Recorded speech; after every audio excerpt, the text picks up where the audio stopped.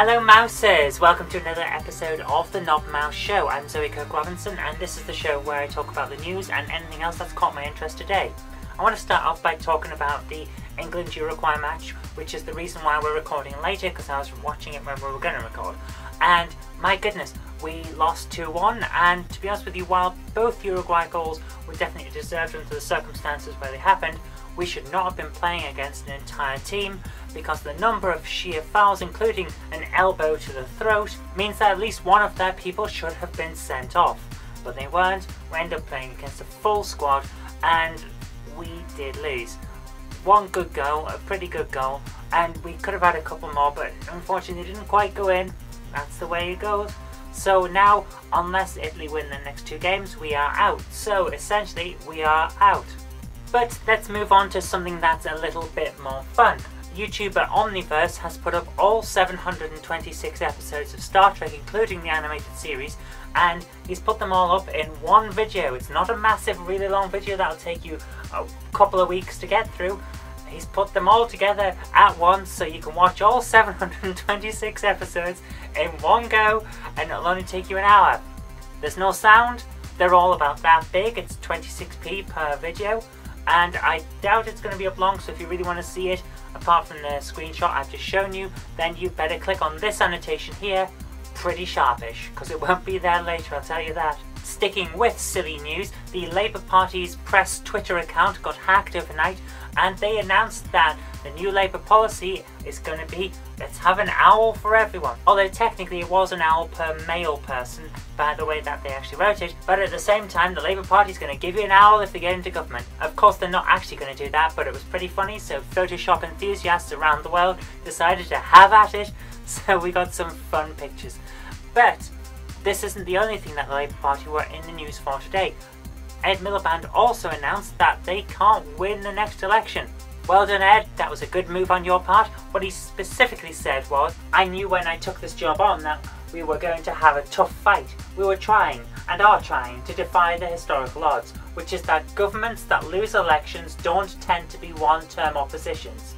And it's true, they don't, but I will give him his due. He was actually saying that they were set to beat those odds, which they aren't. I'll tell you right now, Ed Miliband is the Conservatives' best weapon for 2015. It means with him in charge, we have a very good chance of winning the next election and getting the job done that we started. But at the same time, you're not meant to stand there in front of your audience and say, yeah, we probably aren't going to win, because that's not going to help rally the troops. You're supposed to have a positive message. He tried to spin it positively, but it didn't work.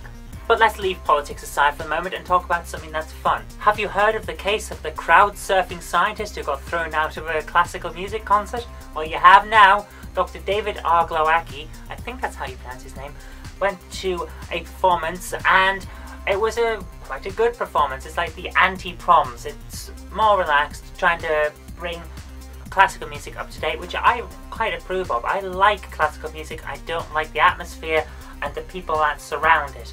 It's the same with the indie music and hipsters. I just don't like the people, but the music's alright. Anyway, he went along to this, and he got so taken in by the Hallelujah chorus that he decided that it was a good idea to climb onto the stage and leap into the crowd to crowd surf. This is a guy who specialises in, I'm going to have to read this off a screen because it's complex. He specialises in non-equilibrium molecular reaction dynamics, which makes the field of study that I went into seem like child's play. So when you see him crowd surfing, it's like, wow, that's a bit different. But apparently that's what he does, and he got ejected from the concert for his trouble, which you would. Now, normally I would end on that story, because how do you top that? But then I came across the story of a guy who went to a rave, severed one of his fingers, and then continued raving. Yes, you heard that right. The young man is known only as Josh, was at an illegal rave in Croydon, and apparently a fire alarm went off in the building, and a lot of people went, oh, just rip it down, turn it off. So, being the young lad that he is, he decided to do just that. He leapt up, grabbed onto the fire alarm, and tried to pull it down. It was made of metal, it was broken. The metal jagged edge cut into his finger, and the weight of his body ripped his finger off, so he lost his little finger. So, Unperturbed, he thought, well, I've spent 10 quid to get in here, the music's getting good, I think I'll hang on a bit. And then raved for half an hour without a finger. Now, I've had one of my fingers smashed. A guy smashed the joint in my left ring finger when I was 9, and I'll tell you this, without a doubt, that was the most painful experience of my life. And remember that I have been through downstairs surgery because I'm transsexual. So you can imagine just how bad this was. So when I hear about a guy who's lost a finger, it's just been ripped off, I think that's gonna hurt a lot. But this guy just went on. So all I can assume is, I'm assuming that he wasn't high on drugs. I'm assuming that his body just went into shock. And the entire area just got numb. Because that's the only explanation I can think of that would explain being able to spend half an hour dancing after you've had a finger removed. That's amazing. But eventually his friends did get him to go and see a paramedic who insisted on him going to hospital rather than staying at the rave, so he did eventually get some medical help. He's lost his finger, but at least he's got some medical help. So on that slightly positive note, I'm going to end for today. I hope you did like this video, and if you did, remember to click the like button, share it with your friends so that they can see what's been going on in the world as well, and do subscribe for future videos because there will be more in the future. But until next time, I've been Zoe Kirk-Robinson, you've been watching The Knob Mouse Show, and I'll see you tomorrow.